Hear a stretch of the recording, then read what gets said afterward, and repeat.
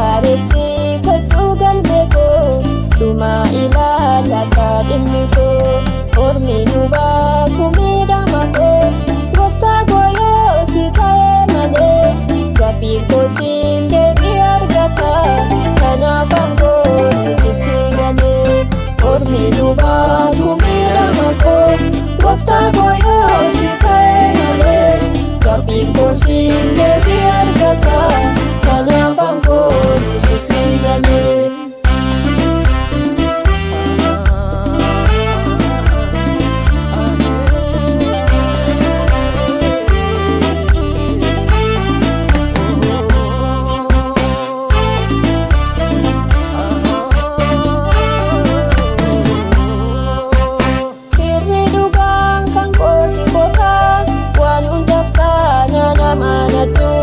Sitti yaadee furmaata namne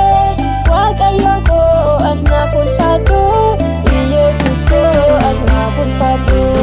akka nama nan daddarbattu si dadhabeeras naan hin jettu kunuunsitee har'a nageesse naaf caalu hundaa keessa harka keetu naaf ta'e hundaa keessa harka keetu akka nama nan daddarbattu si dadhabeeras naan hin jettu kunuunsitee har'a nageesse naaf caalu hundaa keessa harka keetu naaf ta'e hundaa keessa harka keetu hundaa dhoksee sitti maddee Yesuus akkoo fi dhiphina koo naaf faaressi kottuu galmee koo suma ilaalata dhimmi koo ormi nu baatu miidhama koo gooftaa koo yoo si ta'e malee gaafiin koo siin deebii argata kanaaf aangoo sitti galee ormi nu baatu miidhama koo gooftaa koo yoo si ta'e malee gaafiin koo siin deebii argata kanaaf aangoo sitti galee.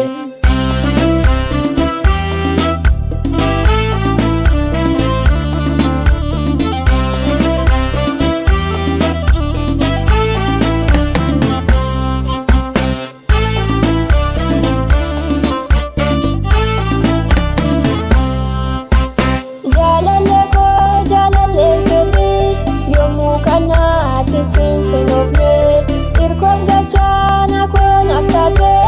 darbannaan diina koo nan dhoofne darbannaa siin qarnaa nan dhufne jaabansitee bara gadda koo fuuloo ifeera dukkanni koo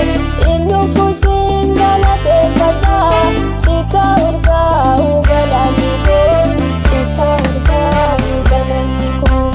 hundaa dhoksee sitti maddee Yesuus akkoo fi dhiphina koo naaf faaressi kottuu galmee koo suma ilaalata dhimmi koo ormi nu baatu miidhama koo gooftaa koo yoo si ta'e malee gaafiin koo siin deebii argata kanaaf aangoo sitti galee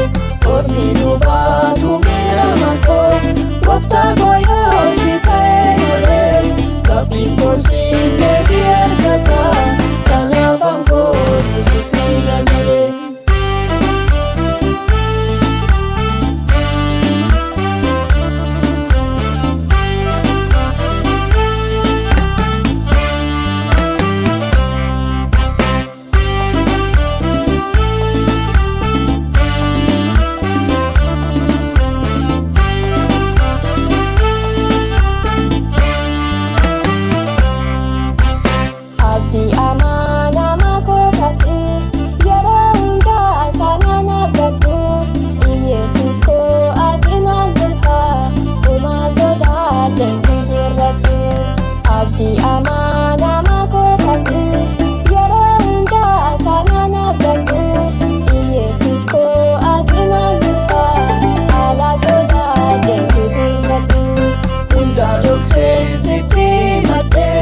Yesuus akkoo fi dhiphina koo naaf faaressi kottuu galmee koo suma ilaalata dhimmi koo ormi nu baatu miidhama koo gooftaa koo yoo si ta'e malee.